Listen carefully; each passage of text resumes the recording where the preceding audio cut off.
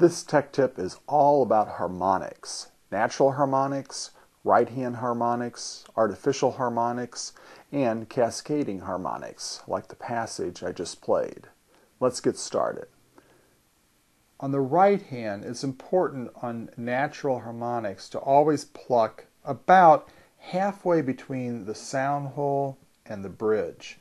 Don't play where you normally play. You need to move the hand down a little bit towards the bridge. If I try to play rather difficult harmonics, for instance, say the first string or second string at the 4th fret, which is, it's very touchy. It's difficult to get those to come out. Okay, here, that's what they're supposed to sound like. Now, if I play those where I normally would be plucking the string, it sounds like this.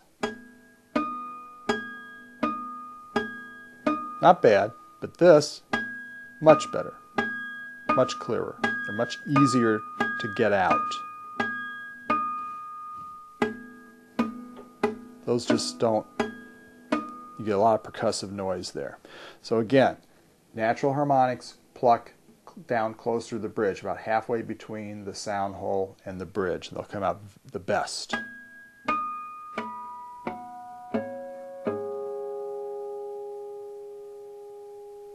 Usually on natural harmonics, we use the thumb to play the harmonics on the bass strings, the wound strings, and fingers to play the treble strings. You can use your thumb to play a harmonic on a treble string, but it has an odd percussive effect to it. You can decrease that a little bit by playing on top of the string, almost like a rest stroke, but still it's not as clean a sound as using the fingers to pluck the trebles.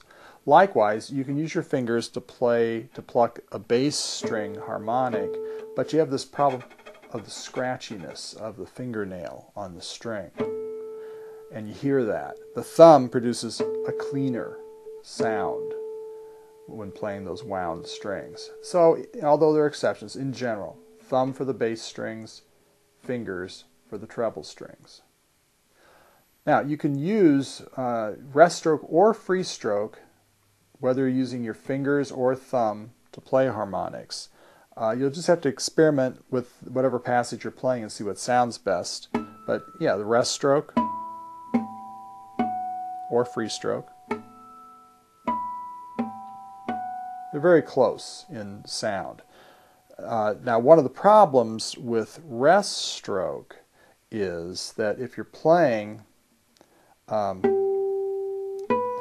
lower strings to ascending strings, your rest stroke, of course, will stop the harmonic you just played. You may not want that. You may want the notes to ring like that, in which case you'd have to use free stroke. Likewise, if you're using your thumb, rest stroke, if you're going from higher strings to lower strings, the rest stroke will cut off, mute the harmonic you just played, and you may not want that effect. You may want ringing all together like that rather than cutting them like that. So that's a consideration. Also, how much percussive noise you get with rest stroke versus free stroke. So it varies from player to player and passage to passage, but you also need to consider that. As far as what right-hand fingering to use common sense and experiment. On a slow-moving passage, like the Violist Prelude 4 that I've been using as an example, you could use the same finger for each note with no problem. It's slow enough that you can do that. And some people prefer to do that because it gives them a good tactile sense for each harmonic by using the same finger over and over again. and they just feel like they're more sensitive. Their touch is more sensitive by using the same finger. And also they say that the tone quality going from note to note stays the same if they use the same finger. But you could just as easily use arpeggio fingering. For instance, A finger on the first string, M on the second, I on the third, M second, I third, A finger on the first string. I mean, that falls very naturally on the strings. So that's an argument for using that type of fingering. So try both and see what sounds best and what's easiest, most secure to play.